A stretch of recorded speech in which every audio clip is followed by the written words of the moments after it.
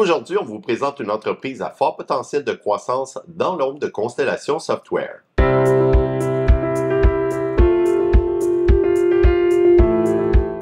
Mesdames, Messieurs, bonjour. Bonjour Tania. Bonjour Yannick. Aujourd'hui, on braque les projecteurs sur Groupe Lumine, une entreprise qui est entrée en bourse il y a environ 1 an et dont on détient les actions pour les clients et les employés de Médicis.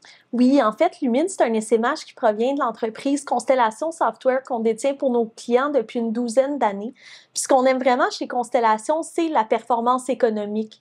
On parle ici d'un rendement d'environ 40% par année, incluant les dividendes et les SMH. Oui, donc la performance économique, la croissance de Constellation a été assez exceptionnelle depuis qu'on détient l'entreprise et ça s'est bien reflété en bourse comme tu le mentionnes. Et c'est ce qui nous amène à nous pencher sur chaque grande décision d'investissement ou de déploiement de capital que fait la direction de Constellation.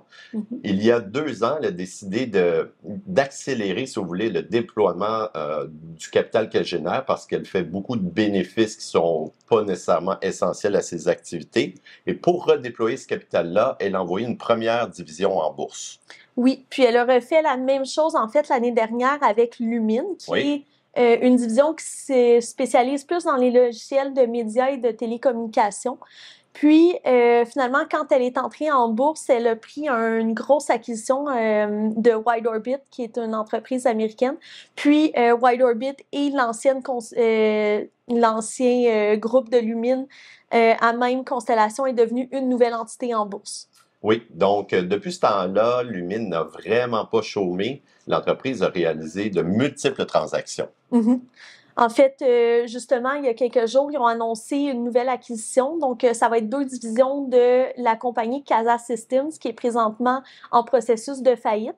Donc, ce qui est intéressant dans ces types de transactions-là, Yannick, c'est qu'ils peuvent acquérir des entreprises, des divisions surtout qui sont encore en croissance, mais qui sont au sein d'une entreprise qui a peut-être plus de difficultés financières. Donc, disons, dans le cas de Casa Systems, c'est des entreprises qui servent des fournisseurs qu'on connaît bien ici, dont Vidéotron et Bell, qui, eux, en tant que clients, veulent une continuité des activités. Oui. Puis c'est une des facultés que l'on trouve là chez Lumine, c'est d'acquérir des divisions, des parties de grands groupes. Par exemple, au cours des derniers mois, elle a aussi annoncé une acquisition importante auprès de Nokia, donc l'équipementier bien connu finlandais. C'est la 2e fois que Nokia cède une partie de ses activités à Lumine. Selon nous, ça illustre sa capacité à faire l'intégration de ces activités-là sans anicroche. Parce qu'imaginez-vous des entreprises de télécommunications, par exemple, qui utilisent des logiciels qui sont essentiels à leurs activités, eh bien, ils ne veulent pas d'interruption à cause de la vente d'actifs.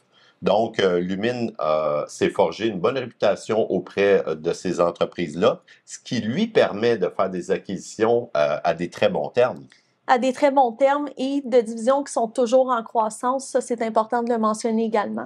Oui, donc moins de concurrence parce que c'est quand même difficile, là, le type d'acquisition qu'elle fait là, auprès de grands groupes. Il faut savoir bien intégrer, il ne faut pas qu'il y ait de l'anicroche, comme on le mentionne. Donc, nous, on apprécie particulièrement le fait qu'elle paye très peu cher pour ce type de transaction-là.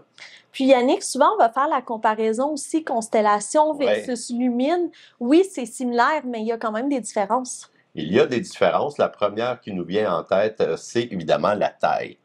Constellation, elle est rendue importante, elle est partout dans le monde, elle commercialise une multitude de logiciels.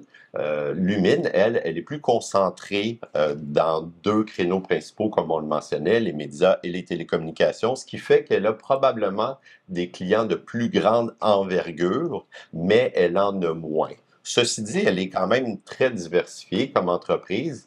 Elle est présente en Amérique du Nord, au Canada, États-Unis, bien entendu, mais dans plusieurs autres marchés internationaux. Et elle a un beau potentiel d'expansion dans de nouveaux marchés également, où elle est moins présente ou carrément pas du tout. Donc, c'est certain, elle est peut-être moins connue que Constellation. Elle est toujours un peu dans l'ombre, mais je pense que les investisseurs ont quand même vu le potentiel dans les derniers mois. Bien, surtout avec le rythme d'acquisition qui s'est accéléré, c'est bien entendu une entreprise qui émerge de l'ombre de Constellation. C'est sûr que la contrepartie, c'est que le titre est moins une aubaine qu'il était il y a un an. Ceci dit, nous, Tania, nous allons nous concentrer sur les récentes acquisitions qui ont été faites, l'intégration de ces entreprises-là qui devraient permettre à la direction de Lumine d'aller chercher des synergies, des économies de coûts et ça va être très favorable pour la rentabilité de l'entreprise. Exactement. Merci Yannick et merci pour votre écoute. Nous vous invitons à nous envoyer vos questions au info@gpsmedici.ca et à nous suivre sur les réseaux sociaux.